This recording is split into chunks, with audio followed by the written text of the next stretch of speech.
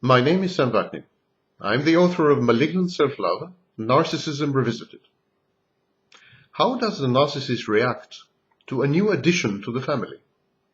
A new brother or sister, a newborn child, even a new pet. At first, the narcissist perceives his own offspring or his siblings as a threat to his narcissistic supply. He competes with them for the attention of his mother or later his spouse. They intrude on his turf. They invade the pathological narcissistic space that he so laboriously constructed. The narcissist does his best to belittle them, to hurt them, even physically, to humiliate them.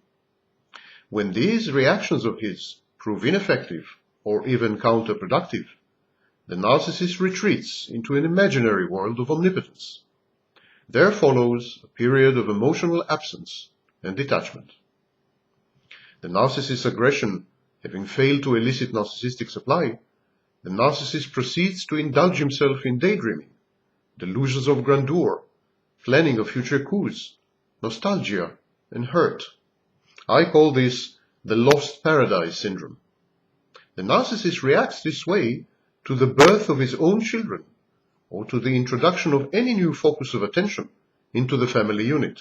And this includes, as I said, even new pets. Whomever the narcissist perceives to be in competition for scarce narcissistic supply is relegated by him to the role of the enemy. He treats these new additions to the family as enemies from their inception. Where the uninhibited expression of aggression and hostility is illegitimate or impossible or unacceptable, the narcissist simply stays away.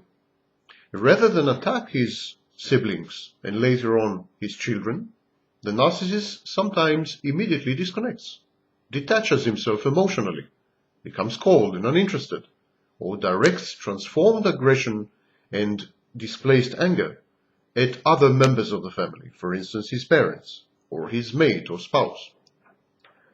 But not all narcissists are like this. Some narcissists see an opportunity in the calamity. They seek to manipulate their parents or their mates and spouses by taking over the newcomer. Such narcissists monopolize their siblings or their newborn children. This way, indirectly, they benefit from the attention these garner.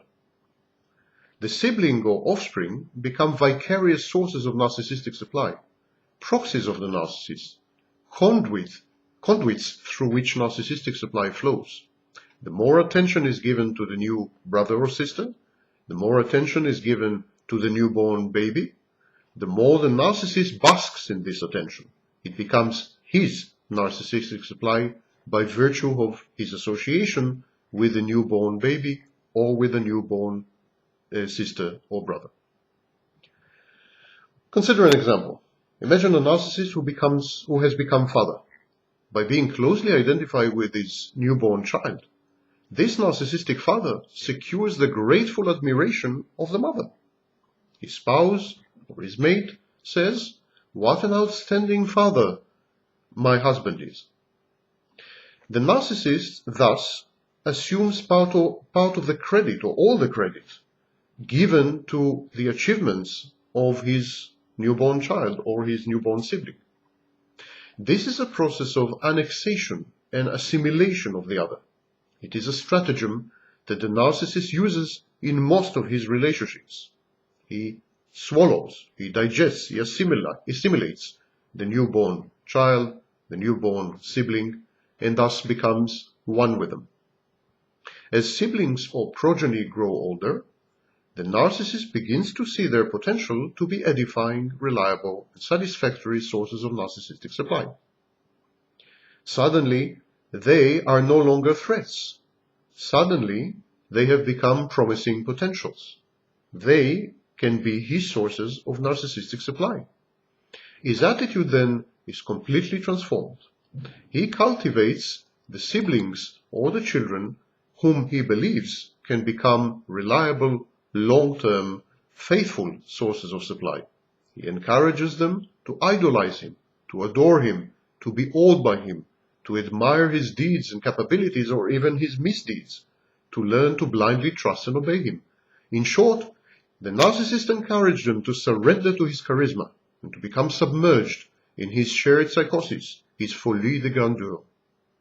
It is at this stage, when the narcissist has transformed or is seeking to transform his newborn siblings or his newborn children into sources of supply, it is at this phase of the relationship that the risk of child abuse is at its height. Narcissists have been known to engage in emotional incest up to and including outright, full-fledged physical and sexual incest. The reason is that the narcissist is autoerotic. The narcissist is the preferred object of his own sexual attraction. He is attracted mainly and solely and exclusively to himself. His siblings and his children share genetic material with him. Molesting or having intercourse with his brother, sister, or child is as close as a narcissist gets to having sex with himself, which is his fantasy, his wet dream. Moreover, narcissists perceive sex in terms of annexation. The partner is assimilated, becomes an extension of the narcissist, a fully controlled and manipulated object. Sex to the narcissist is the ultimate act of depersonalization and objectification of the other. He actually masturbates with other people's bodies. He doesn't have sex in the mature sense of the word. Narcissists prefer minors and little children. Minors and toddlers and youngsters and infants pose little danger of narcissistically injuring the narcissist. They don't usually criticize the narcissist or confront him. They are perfect. They are malleable. They are abundant sources of narcissistic supply. And the narcissist derives gratification from having relations with them, even coital relations. They are adulating, physically and mentally inferior to him, in experience and dependent bodies. They allow him to feel superior, omnipotent, and omniscient. The narcissist allocates to his siblings and to his newborn children roles. He allocates these roles explicitly and demandingly, or implicitly and perniciously. And these roles are best fulfilled by youngsters whose mind is not fully formed and not yet independent. The problem is that the older the siblings or the offspring, the more they become critical, even judgmental of the narcissist. They are better able to put into context and perspective his actions, to question his motives, to anticipate his moves, and the narcissist does not like this.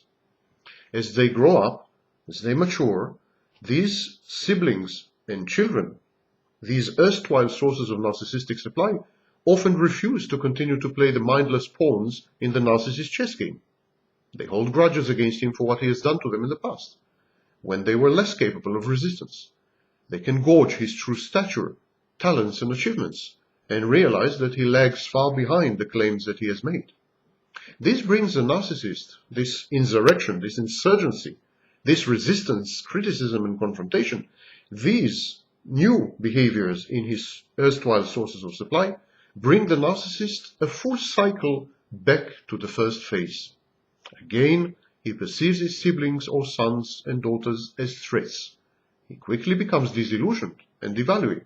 He loses all interest, becomes emotionally remote, absent and cold, rejects any efforts to communicate with him, citing life pressure and the preciousness and sacredness of his time. The narcissist then feels burdened, cornered, trapped, besieged, shackled, suffocated, and claustrophobic. He wants to get away, to abandon his commitments to people who have become totally useless or even narcissistically injurious to him. He does not understand why he has to support them or to suffer their company, and he believes himself to have been deliberately and ruthlessly brought into this situation. He rebels, either passively aggressively by refusing to act or by intentionally sabotaging the relationships, or actively by being overly critical, aggressive, unpleasant, verbally and psychologically abusive, or even physically and sexually abusive. Slowly, to justify his acts to himself, the narcissist gets immersed in conspiracy theories with clear paranoid and persecutory use. To his mind, the members of the family conspire against him, seek to belittle or humiliate or subordinate him, do not understand him, or stymie his growth. The narcissist usually finally gets what he wants, and the family that he has created disintegrates. He is either sorry to see this happening due to the loss of narcissistic space, or relieved and positively surprised. This is the cycle.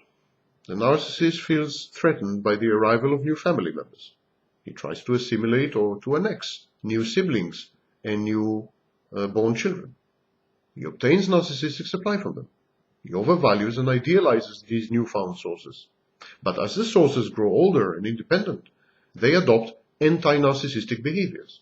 The narcissist then proceeds to devalue them and discard them. He feels stifled and trapped. He becomes paranoid.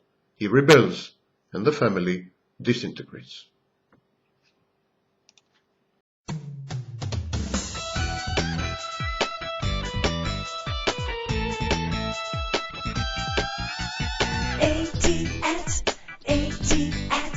I know that I can rhyme with that. I know that I can rhyme with that. B with the B sound. B at bat. C At cat. F At fat. H At hat. M At mat. P At pat. R At rat. S. At sat. Break it down. Now on the count of 3, show how you can rhyme with me. Say each word 2 times, show how you like to rhyme. 1, 2, 3. Bat, bat, 1, 2, 3. cat, cat, 1, 2, 3. fat, fat, 1, 2, 3. hat, hat, 1, 2, 3. mat, mat, 1, 2, 3. pat, pat, 1, 2, 3. rat, rat, 1, 2, 3. sat, sat, Show how you can do rhyme on the count of 2. Say the word 1 time, show how you like to rhyme. 1, 2. bat, 1, 2. cat, 1, 2. fat, 1, 2. hat, 1, 2. mat, 1, 2. pat, 1, 2. rat, 1, 2. sat. Let's put them in a sentence so the words will make sense. Now we'll know the meaning cause everybody's reading. The fat cat sat on the mat. The fat cat sat on the mat. The bat gave a rat a pat on the hat. The bat gave a rat a pat on the hat.